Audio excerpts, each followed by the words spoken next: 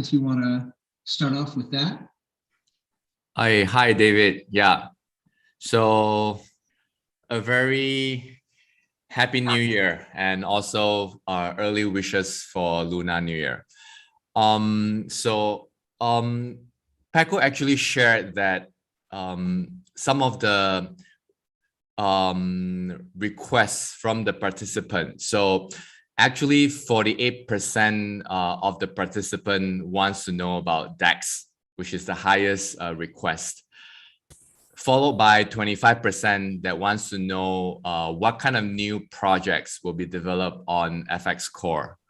And thirdly, followed by EGF governance issues, questions, and then by decentralized expos and roadmap. So I think we will, David, we will be addressing most of these today.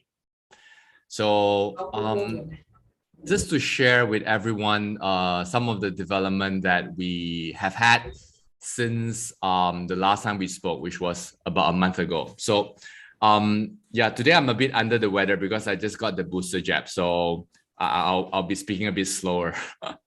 So for the DEX update, so we have been working day and night on the DEX update.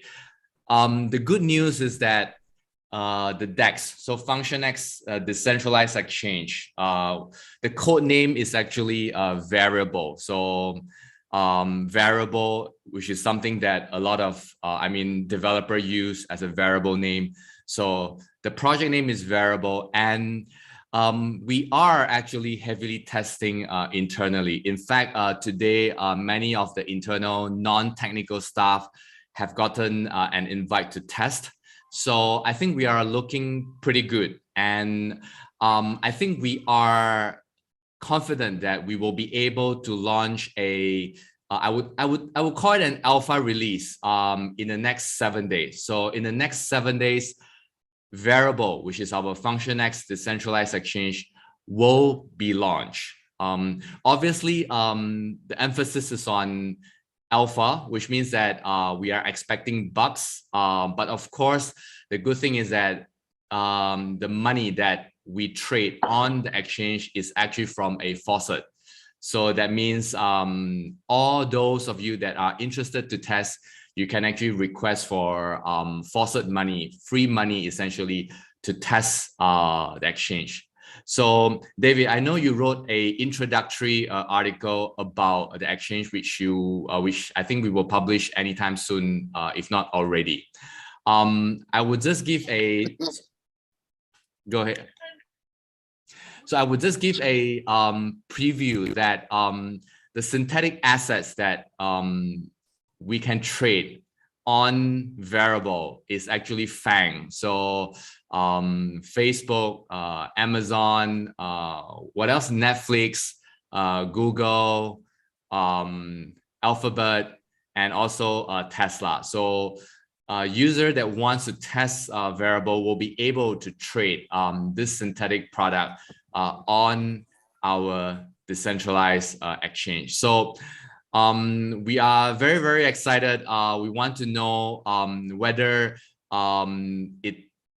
it can match the expectation that we hope for. So just dive in and request as much faucet as you want, and just give it a go. You know, short Tesla, long Microsoft, or whatever you want. So go play with it.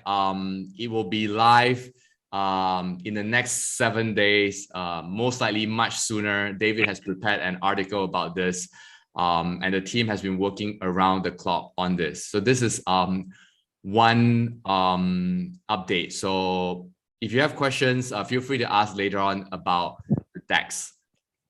The second one is actually EVM testnet. So EVM testnet is something that we are heavily testing as well. In fact, we have spun up quite a few dApps on the testnet. We have spun up a what's the word? A way for a dApp to actually transfer money to employer to employee. So that's the dApp. We have also spun up Uniswap, and several more. So so far, the great thing is that none of the dApps that we have spun up met any problem. So it's, as you expect, 100% compatible with Solidity, which means that dApps that are run on Ethereum can actually be ported to our FX Core when EVM gets ported into FX Core without any modification. So I don't know if it's an overstatement to say we expect a flurry of dApps, but definitely a flurry of interest. And we are also trying to talk to some dApps, existing dApps in the market to come over. So very excited about that. More things that I want to say, but I think we shall leave it for the next AMA. The third one is actually FX wallet launch. I know many of you have tested the special version, the Christmas version on Android and iOS. So we really appreciate the feedback that you have given. In fact, our product manager is super impressed by those feedbacks on the forum and everywhere else, like how fast our community member have managed to catch bugs. So that again is super impressive. And of course, last but not least, the WAGMI NFT. So over 70% has been minted. We know that it's experimental, but some of you have been fervently supporting this NFT, and there are some mechanisms that will allow some lucky draws to happen. So I will leave that in detail in another article. So, but it's really heartening to know things are going very well. So of course, there are a lot of things going under the hood for the product and technical update. Lots of things that we are working on, which you know, we won't be able to see with the naked eye, but really a lot of things are working on, and we are also heavily recruiting. So I think that is that for the product and technical update. So back to you, David. Thanks, Zach. So, you know, one of the other big issues that we're dealing with right now is with regard to governance and the voting.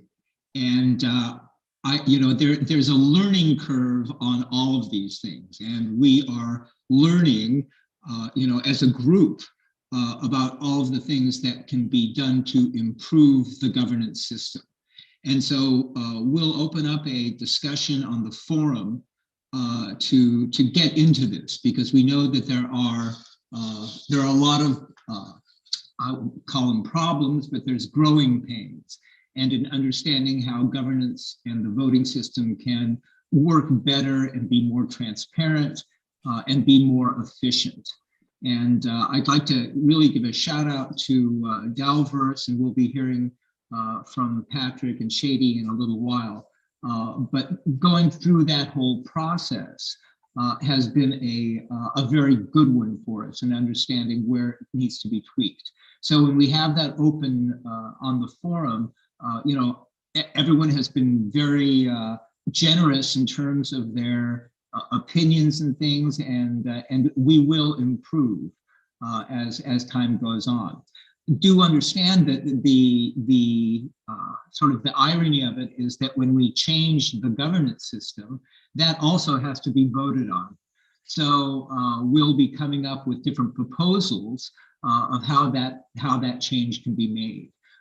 I've also, you know, talked to others about maybe the importance of having different categories of voting, and so when the EGF is being asked for, when money is being asked for, that may be one category, as opposed when there are other changes that are being requested, changes in parameters. So for example, if the quorum number is lowered from where it is 40, that's, you know, also has to be a proposal that passes the governance voting, but maybe that's not something that should be require any kind of fee to support it. So there's a lot of tweaking that's going to go on, and I hope everyone will be patient with us. And you all are our teachers in this, but I think that there will be good improvements going forward. Want to do anything about that, Jack? Yeah, I think David, you actually said something many months back when we were launching the proposal mechanism. You said that it's much better to lower the quorum and the deposit than to raise it up. And I think somewhat subconsciously deliberately set it higher than what we wanted, because it is really our first time submitting proposal, and we wanted to protect the blockchain. We wanted to protect malicious proposal from taking over the network. So I think the many good suggestions to us to lower the quorum, the deposit fees, I think is a natural progression. In fact, I think it's a successful one, because when the holders actually come up and say, why don't we lower down? It's actually what we hope for as well from the beginning. And it is a consensus internally as well as with the community that we should lower down.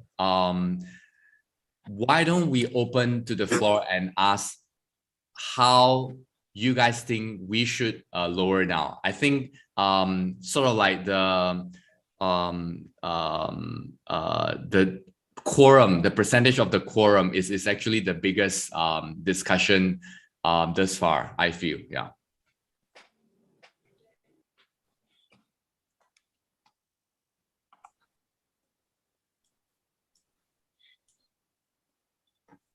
Anyone? Someone's hand is raised. Fox. Next. I don't have the power to turn on there. Hey, can everybody hear me? Yes. Yes. Yes, this is Loyal from Fox Gaming. I don't think lowering the quorum will be beneficial for our for the project FX, because I think 40% is already low enough. We should make the validators have to vote or they get punished. So this will be difficult right now because most of the tokens and validators are hosted by the team.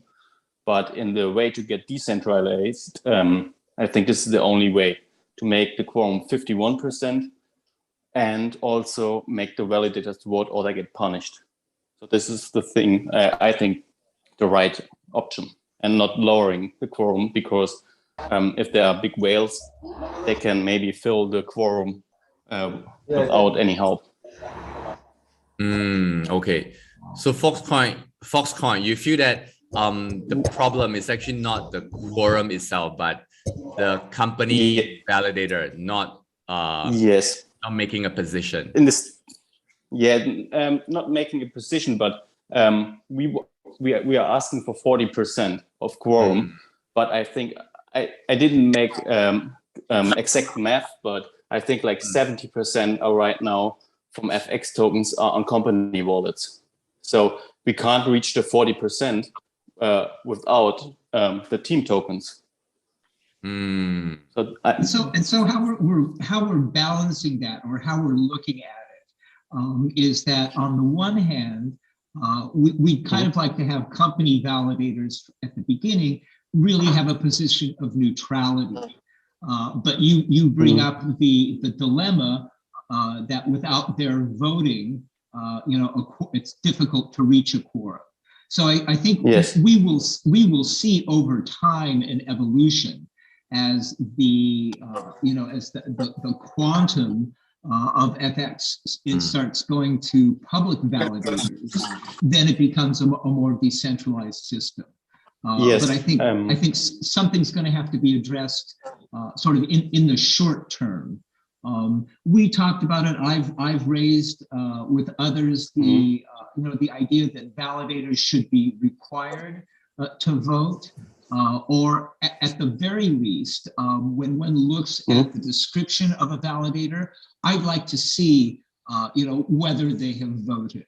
And how they have voted, because they are, I mean, after all, if you're a delegator and you choose your validator based on a number of different factors, certainly, on their commission rate and all of those things. But I think one also looks at them as one would look at, a senator or a representative.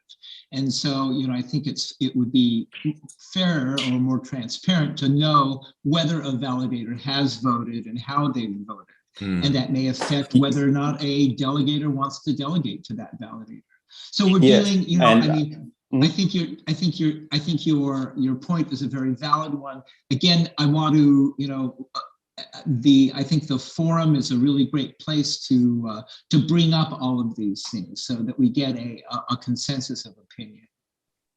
Yes, and one more point, if I have enough time. Is that maybe we can add in the validators page on the FX wallet, like a preview how the validators will vote for the upcoming proposals, so people can see and what the validators are doing, and if they are for yes for the next proposal, whatever it is. So maybe that can help to decide which validator you choose to make it transparent. I agree. I think that it should be much more. I called out, I can't even remember which validator it was, but who, publicly announced that they were going to be raising their commission rate, on what dates they were going to do that. So I think that kind of transparency with regard to all things, and also with regard to voting. So, if they let you know as a delegator how they're going to vote on a particular proposal, then you may decide to override that vote as a delegator and vote. So I think these are all good suggestions. Again, I'd like to get it all kind of put together so we have an idea on the forum, because there are also technical issues involved in this. So when one changes the governance module, that requires the the tech team to say, yes, that's possible. So again, I think it'll be good for us to get all of these ideas discussed on the forum, and then we can move on from there. I would also like to chip in the two camps of ideology in the company. One is in favor of the validator voting, because as many have rightly pointed out, if the company is asking everyone to vote, why isn't the validator voting, the company validator voting? So this is a very, very strong argument, right? The other camp that is in favor of validator maintaining neutrality is coming from the angle of really to not get involved in whether to vote in favor or oppose the proposal, because it might get messy that we validators support proposal A, but not proposal B.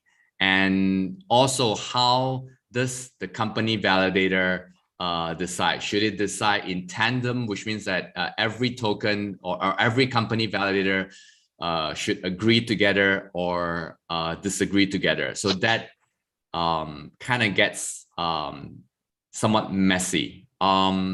A sort of like a middle ground that someone proposed in the team was actually for the company addresses that delegates. The company addresses that delegates are being held by different team members, especially the team leaders, to vote based on their own opinion. So a team member from the company might be in favor of proposal A, but another might be against proposal A. So they will use delegator addresses to vote. So in that way, the validator doesn't vote for every company token, but the delegator addresses, which is represented by team members themselves, will vote. So this is some points to consider. Yeah. If I might jump in. Sure. Also, Richie Shadowlux from the YouTube channel and the market chat. So one thing I also noticed on the voting page is that there is an abstain option. Do I understand correctly that that option allows you to vote to reach quorum, but still remain neutral? Is it an option to also use that in some cases?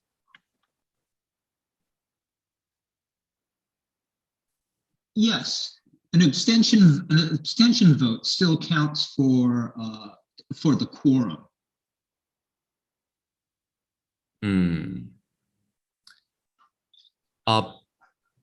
Pixel actually stated something very interesting. He or she said that, can the quorum be based on 40% of total delegated tokens instead of total tokens? So I think that is very interesting. If tech can implement that, there could be some, this could be an interesting proposal. Yeah.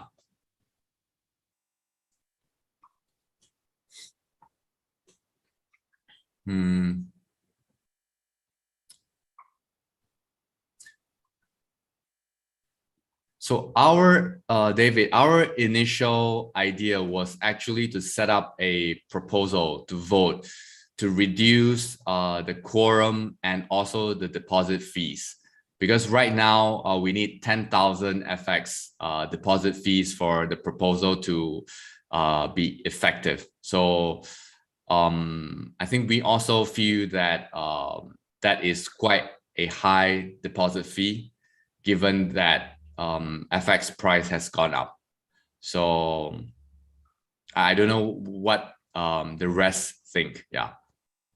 Again, I think this is something that's good for discussion. So, you know, for people to understand, I mean, the original intent of setting that high fee was to ensure that we were getting committed quality proposals. But I think, you know, in our last internal discussion, it was raised that, yeah, but you don't want the fee to be a hindrance, a impediment to people putting in proposals. So I think again, I mean, I would really like to see you know, an open discussion about it. We've got, you know, a lot of people here, and I'm, you know, great to hear it, but it's easier to kind of look at least from my perspective, when these are under you know, discussion in the forum, because then it allows us to kind of, you know, have that kind of dialogue.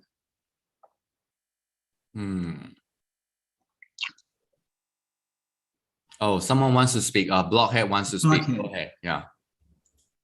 Hey guys, why don't you consider maybe like you're doing with the team validators, you increasing their percentage over time. So four people wanted to put a proposal in, maybe reduce the entry cost proportionally over a period of time, just to find that the level that people want to enter at. So rather than say reducing it by half, reduce it by 10% and give it a couple of weeks, and if you don't get any entries, remove another 10%, and just trying to find that harmony where people want to start entering a proposal, because the cost has come down to a level where they can accept the outlay. Certainly something to consider. Again, all the, you know, I think you know, all these ideas are worth considering. I just want to have a kind of a comprehensive view of it, and also be able to understand from the tech side what that's going to take in terms of changing the back end in terms of the governance module. And I don't think it's something that we can go in and make radical changes to with great frequency. I think there would be a problem with that. So again, these are, I encourage everybody to to voice their ideas here, certainly, but also in the forum, so that we can have an open discussion about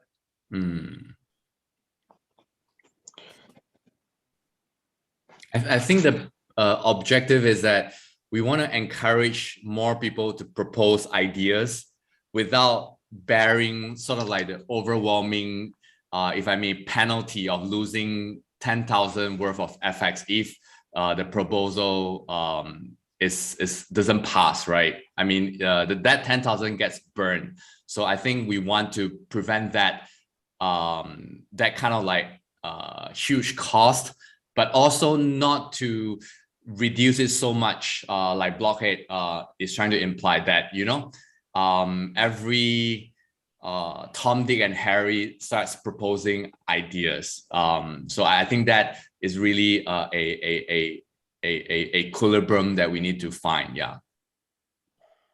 I think also if we're able to kind of have different types of categories, so those categories that are proposals that would require changes in coding, that's a more significant proposal. Or proposals that are looking at changing the governance rules, or proposals that are seeking funding from the fund, from the EGF. And also, I mean, we've just there's been some discussion that maybe the funding should be based for those that are seeking funding from the EGF, that the entrance fee should be a portion of what's being asked. So for example, if the entry fee were 5%, then those people who are seeking $20,000 from the fund would be paying significantly less than those people who are seeking $1 million from the fund. So that may also, again, we want to try to find something that is fair and certainly being able to deal with it transparently. Yeah, that is also something, David, that the tech team proposed. Like if it's asking for 10 million, then the deposit fee should be different from something that is like 10,000 ask. Yeah. All right. Yeah. So I mean, Richie also mentioned that the reason why he didn't propose his YouTube proposal was because of the 10K risk. So I think he's not alone in this. That sort of leads to kind of another topic, and we can go back and allow delvers to speak about their project. But so, I mean, when we're talking about proposals that are more marketing oriented, then that leads us also to FXDM. And so we've set out our first awards, and they're relatively small. But we're also looking at doing bigger things on the marketing side. So we're talking to professional, marketing people who will be looking, who have connections to influencers and YouTube things, and so coming, with an idea for a program, for example, on YouTube. That's something that can also be considered on the FXDM side. So I just kind of put that out there in response to what Richie has raised. And then, and as I've mentioned, again, I think in the forum, we will be putting together guidelines to give people better guidance in terms of what we think these are not rules, these are not the law, but gives people some better guidelines in terms of what we're thinking when we're looking at things. So that may also include, for example, specific projects or areas. Again, these are not finite or the law, but to give an idea of what for example, the tech team would think would be a valuable addition to things, or ideas about what we think would be great, DAO projects or DApp projects for FX Core. And it just gives it, kind of greater clarity. We're doing that on the FXDM side. We're trying to, instead of Una para ti y una para mí. No? hello, you can mute when you're not talking. So I mean, we're trying to give greater clarity on the marketing side about what we have in mind.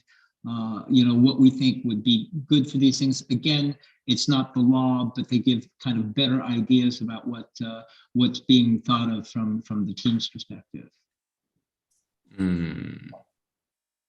And I think this is something that we learned, David, especially referencing MakerDAO and Uniswap.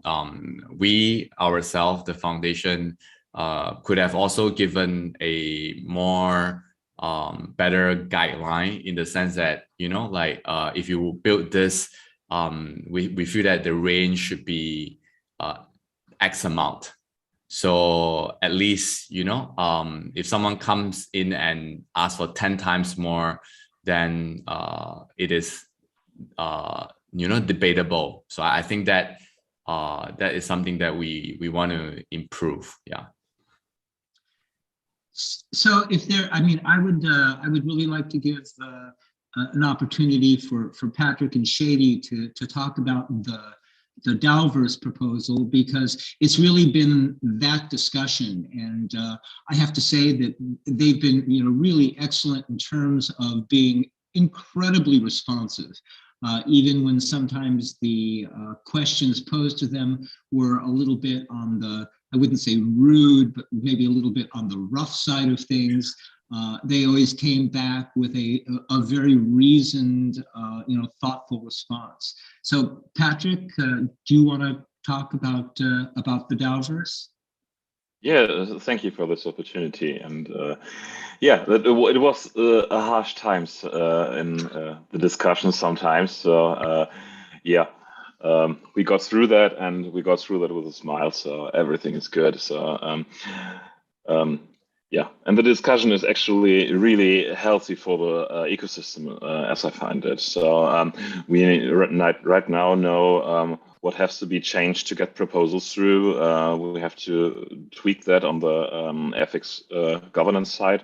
So we have a learning curve for everyone here. So it's not only us that made this pioneering proposal, it's also the company and the validators and the delegators itself. So we should come up with a better understanding of how the governance in this great ecosystem can work in the future. So regarding our own proposal and our own project, as most of you followed the, I think, really big is a bit of an understatement for this forum thread. I think we have more views than any thread ever before. But thank you for the support there, and really healthy discussion. Even when it was rough times, sometimes it was still a good one.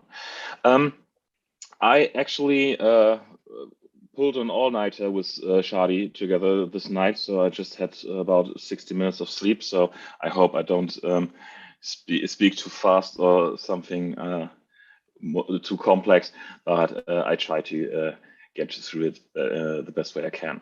I released shortly before the AMA, we released another YouTube video. You might not have seen it because it was really only uploaded like 40 minutes before the AMA. YouTube is still struggling with the HD conversion, so it's only on 360p right now, but it will be uploaded there for up to 4K.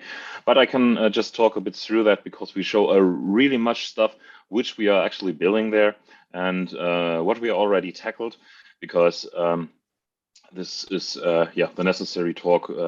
We want to build a game, and let's show you how we want to build a game, and we actually did there.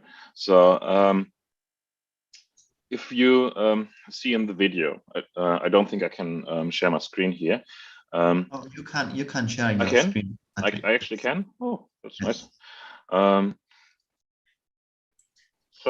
I just start with a little bit of the overview in this video. I just go through it in like 2 or 3 minutes and not show the full stuff. It only takes about 10 minutes itself, the whole video show. So might be a good opportunity to look at afterwards. From the homepage, we just go through every single part of our product world, like minting the blind boxes at first, where we show how they are minted over the blind box landing page, and talk about the OpenSea collection. And this is the actual first product, which was based on Zach's weekend experiment. And we built this.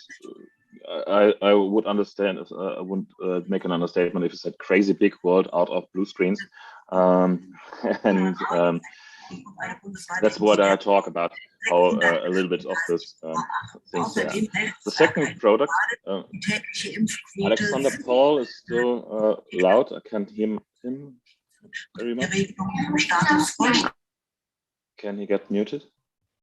Okay, thanks.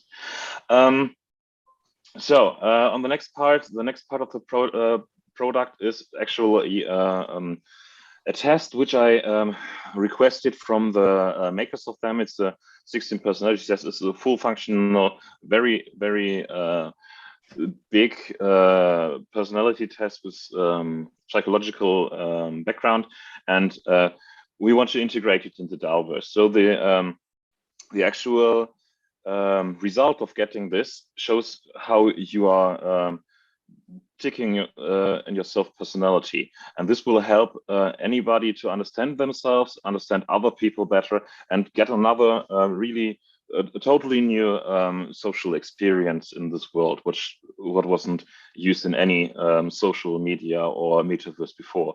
And we have the official permission to use it by Neris Analytics. So I already got that. So take this test, needs 10 minutes. It's really great results to understand yourself or others. And actually, we will build different quest chains in the world for the game for every personality. So if you like a diplomat person, you just start into the game in another way. And we have our story writers are actually on it to design a quest line for every single personality, which fitting them the best. In the next part, I just go for the white paper, but I think everyone here, or most of one here, had read it already, so I just skip that. The first real product is like our 3D model NFTs, which I show there, and I just say how we use that in the and well, we presented it on the YouTube channel, and it can be shown. It's full working 3D models from from really different dimensions and realities, since it's the multiverse in a full opinion. So we go for that. The second part, the second thing is, where is it? I just have to skip there. It's like this. We actually have planned to add virtual estate into the program. So the main city of Teal will have, like, you know it from other sandbox games like Decentraland or so. So we can add actual land that can be harvested by playing or bought by buying an NFT to have the land and build their own homes on that. So this home is just a concept, but ultimately every citizen can design their own housing with their own items in it and their own furniture, and everything will be based on NFTs. The next part after the third NFT product is the items. The itemization can be will be done mostly about the game without NFTs, without monetarization. So, but just some special things like the housing interior or the ultimate gaming items can be NFTs like this Mjolnir hammer that we see, and they all know from the Northern sagas, from Thor, the god of thunder. So those are the NFT products. The footage is already shown on some videos, and the footage trailer, this is actual gameplay. This is one of the NFTs showing an alpha version running through the Unreal Engine. It's fully working. We can run through that. Nothing new right now, except the NFT stuff, which wasn't revealed by now. But we go further right now. So we have like a hunting ground where we can use the animations, because we already programmed that. And we have a full working inventory, we have a full working HUD, and we can walk through this fighting actual monsters. This is a low AI monster right now, so this is only for creating our animations and skill sets and everything around it. So it's just dice and doesn't nothing with another not really much AI. But we already got that, so it's only a little bit rough and raw. So we just need to make it more appealing and look better looking. So that's not really that much. It's only design work. The basics stand already. If you look further, we have fighting mechanisms already implemented, like like the deflection, like hitting, like blocking, and everything, and some spells, like if this one will run away, like now he is on low health and we heal us. So every of those mechanics are already implemented, just have to be a bit more sexy, but everything from the groundwork is already done. Like this is the command list, and but this will be changed for every single subclass and can be differentiated. At last, we just show how we actually evolve the abilities. It's on the blueprint time pile where we just fix all things we need for them, because some abilities need a collision notification and have a return note from it if the result of the hit is met, like positive or negative way. And even more is for the animated like explosive shot we see here. And we can we have an animation with actual hitting. When it hits, it's putting an animation and sound on it, while the actual character has to be fully animated to make a natural movement by launching this projectile. And at the last, we show something which is our own AI, which we already have included. These are two, the character itself and the monster is used by the AI, and you see they already can dodge, fight, and go for the kill. And that's what we show in this video. It's 10 minutes. I narrated over it, and it's a good watch, I think. Everything should be worth watching there. It's only 10 minutes. Get this in your time if you have time for that. Would be nice to have noticed. That's for us. We already did many things, I think, since we are only 2 people right now working full-time on this. So we just showcase what we can achieve in this short amount of time with almost no development power on our side. So we are dedicated to build this. We will build this, and we will build it great. Just needing some more development power for getting our results in good time frames, and not finish it in like 5 years. So yeah, thanks. That was the short presentation. I think I raised many questions. Maybe look at the roll the dice number 2 video after the meeting, and then get back to us to our proposals in forum. We have a healthy discussion there. You know where to find us. So yeah, then thank you for this time in your hands-on meeting. Thanks. Thank you, Patrick. It's been, I mean, I think we're on I feel very much that we're all on this journey together.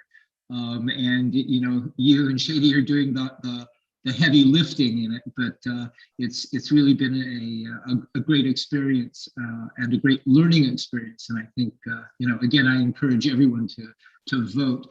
I'd like to open up the floor to questions. I think Superbit has a question. Hello, everyone. Are you able to hear me? Yes. Right. Hello. Hi, Mr. K and Zach, Patrick, the whole community. So my mind's a little bit, I have to de-scramble my mind a little bit. I was a little bit underprepared for this meeting. Took the day off and whatnot to be here, made the time. And firstly, I would like to congratulate Dialverse with this mission that they've got and the dedication that they put, the motivation, the skill set that they have, the enthusiasm they got, the feedback that they've been given, the incredibly detailed white paper is very, very detailed, isn't it? I mean, I'm not sure how many members of the community have actually read it. So all that said, I did have a glimpse at the video this morning before it was published. It's fantastic. I mean, they've got the AI, they've got the inventory system, they've got you can build your land, build houses, purchase houses. And the best feature that I see about it that might be enticing for Pundi holders and for FX holders and PERS is the use cases for them. And I encourage the communities to plug in a little bit more, give more ideas and more suggestions, and yeah, you know. So it's been really great to see them forthcoming with their white paper, and I don't even know where to begin, to be honest. I'm just really stoked with the sheer determination that they have. I mean, Patrick went on to say with rigorous, it almost seemed like an investigation, but it was good. It was a good learning curve. And he actually tested out the FX forum capabilities, what people are thinking, where they are, where they see the future going, how the voting is going to implement, how the proposal are going to go through. And subsequently, this is the question that we're asking today. Should there be, because there seems to be an anomaly with the amount of EGF funds required to launch this. But as Patrick explained, if he does not receive the full amount that he needs, which is the bare minimum to onboard his CMO, for example. Oh, by the way, his CMO is from Razor Gaming, and they have, I think he forgot to mention this in this meeting, but it was in the forum, the FX forum. I wish we had a little bit more interactions and more user base in the FX forum. So perhaps in the distant future, we can think of ways to multiply the number of users and have more feedbacks and have more critical thinkers whereby the proposers are able to elaborate a little bit more and show that enthusiasm and show that motivation and encourage the communities to actually really consider whether whatever project or app that they may want to launch. And the anomaly is that these are core members from back in the days. I mean, we're talking 2-3 years now. And for them to ask this huge sum, it seems like a huge sum, but it's actually one of 75 million, if you look at it in this way.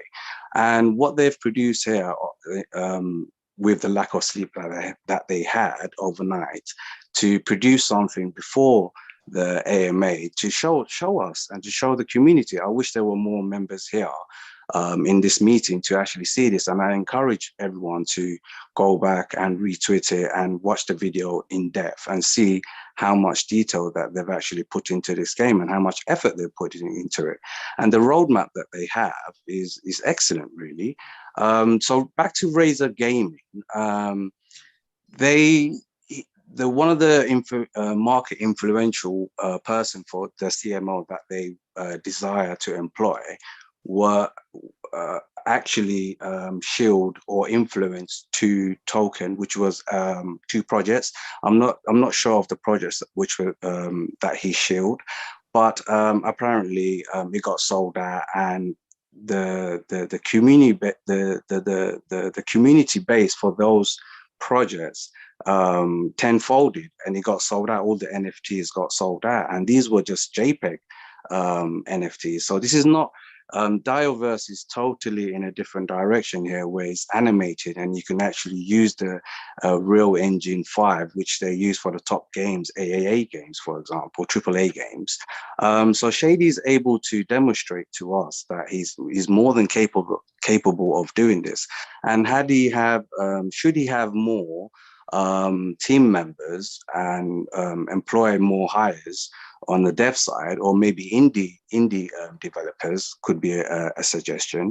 I can see them, gelling well and probably brainstorming more ideas. And which brings me to another issue is, I encourage the communities to actually take this opportunity with both hands, to be honest, because if it was someone from outside of the community, then I would definitely have questions, especially with the amount needed. But as I was saying in the forum, it's a big project, so they would need a sizable amount of EGF funding for it. And, then he's going to have buybacks for it, and ensuring that the FX token does not, dip, or is going to do the buybacks for that, and the various use cases that could be implemented. And I think, I'm going to go off into one, by the way, so I might be eating up your time. I'm a little bit more comfortable speaking in the private groups than I am in the public setting for some strange reason. Maybe I'm not used to it. But anyway,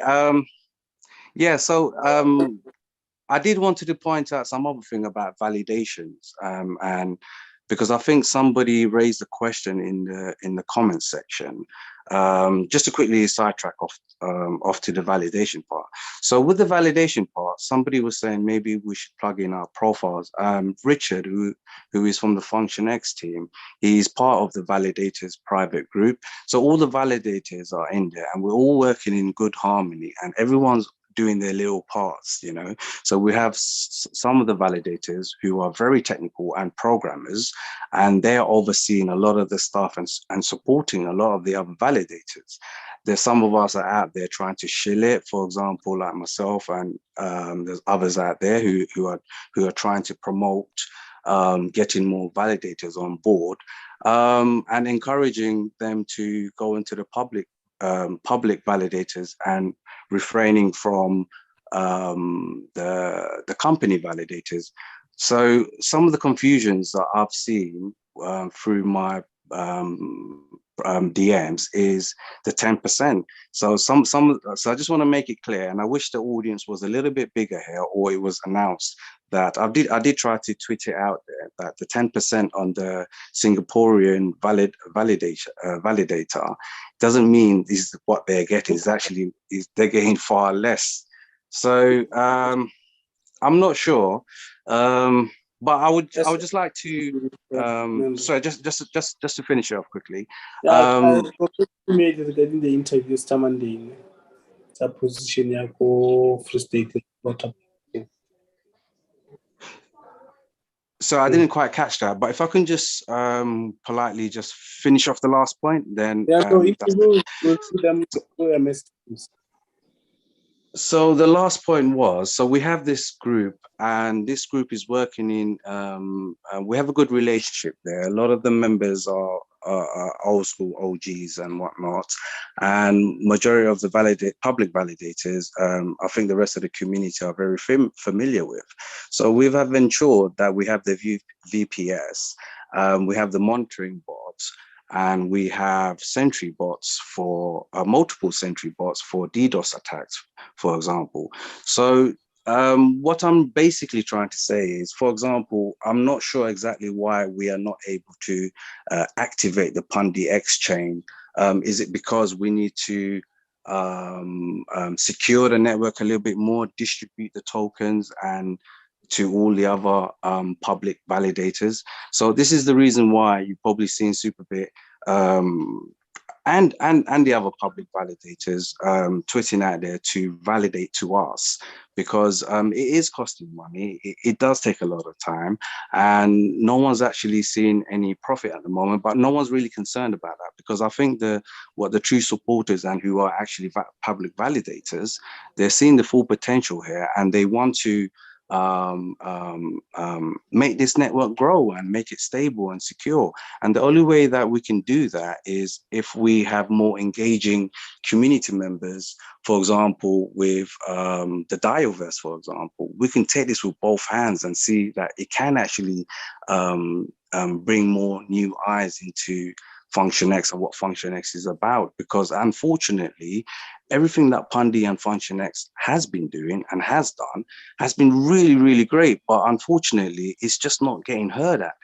A lot of people can say it comes down to marketing or the way the information is delivered, or the sheer amount of layers that we have in Pundi, and to unravel all of this, it's going to take a lot of work, isn't it? There's so much content to throw out there, and that can cause a little confusion itself.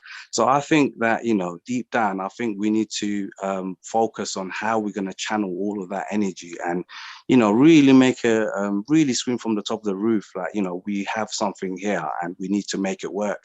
So the other issue was, to activate Pundi Exchange and to get the Xbox devices out there and to get all the transaction data and whatnot, does that mean more delegators need to come to the public validators before we can ensure the safety of doing so? And yes, I'm going a bit of back and forth between Dioverse and public validation, because I think these two things are key. Having the height on, for example, if somebody wants $1 million of FX, then having a minimum and a low, or depending on the project, maybe we can launch a proposal surrounding that, or maybe I don't know. I think something else that David was saying, but I think I had to change my meeting ID because somehow I logged into Andreas's account. I'm not sure how, but yeah, I thought, let me plug this in, and I really want to encourage everyone to take Dioverse to the next level, because that can bring a lot of attention to FunctionX. That's just one way. And maybe we can plug in more ideas how we can do giveaways and more use cases and how to implement Purse, for example, or maybe other metaverses into Dioverse. And I think it was very fruitful to see that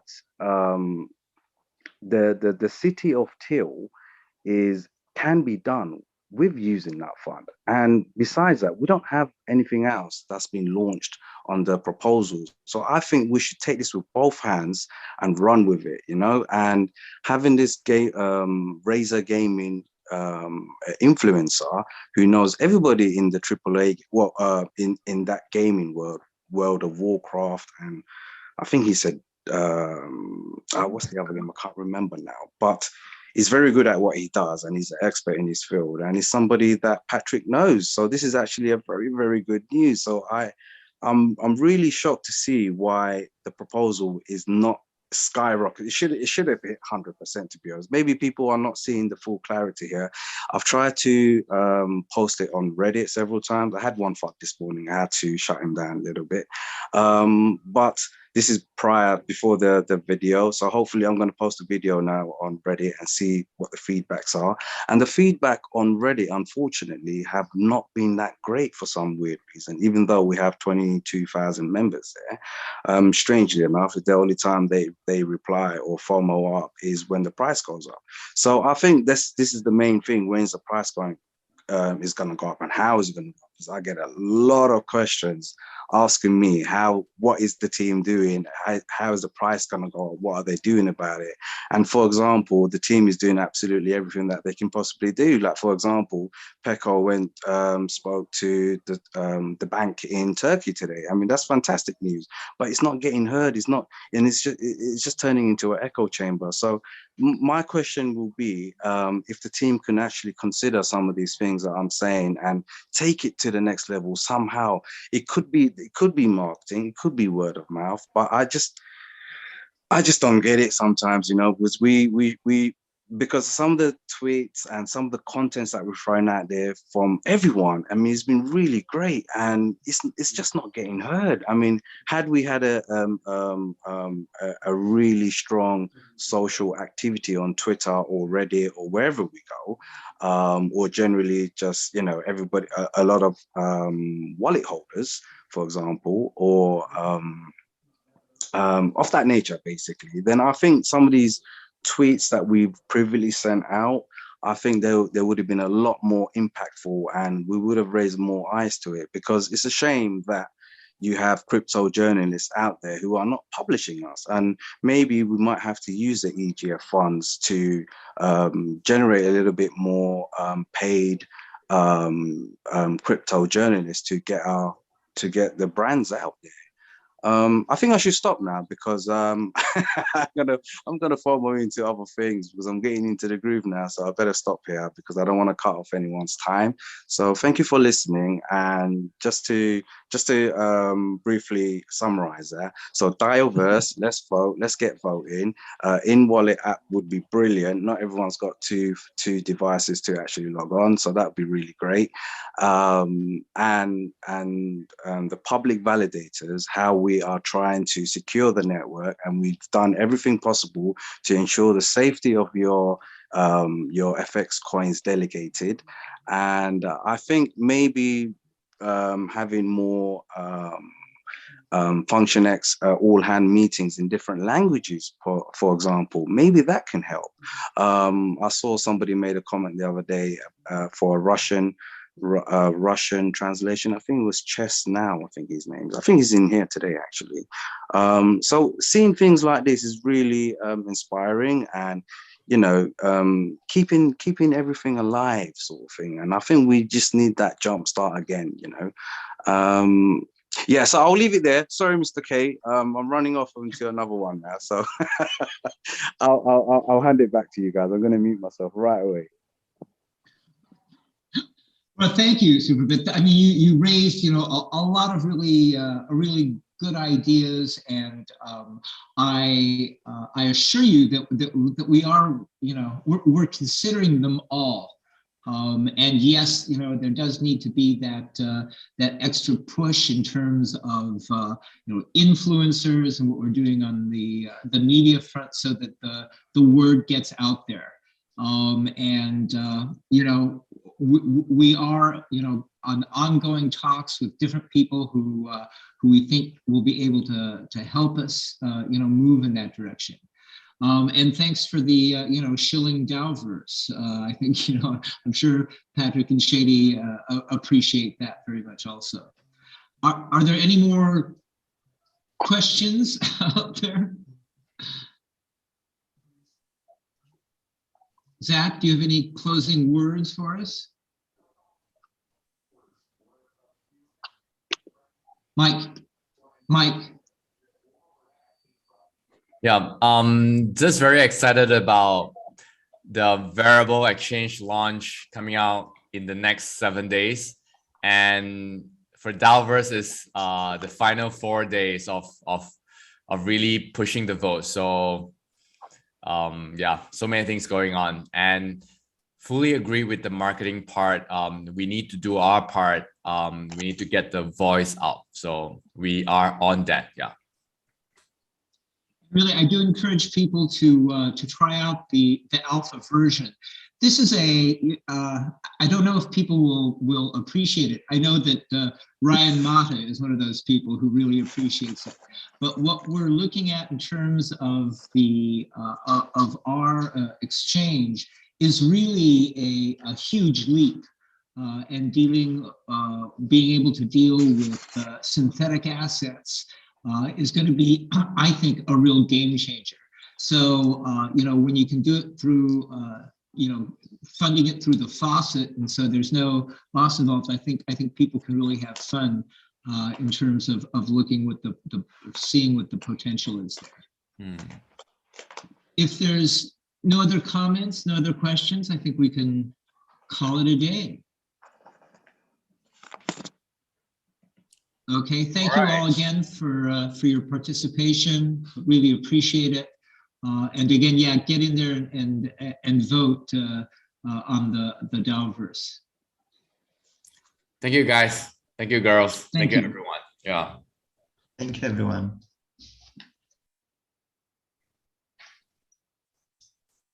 Cheers, bye.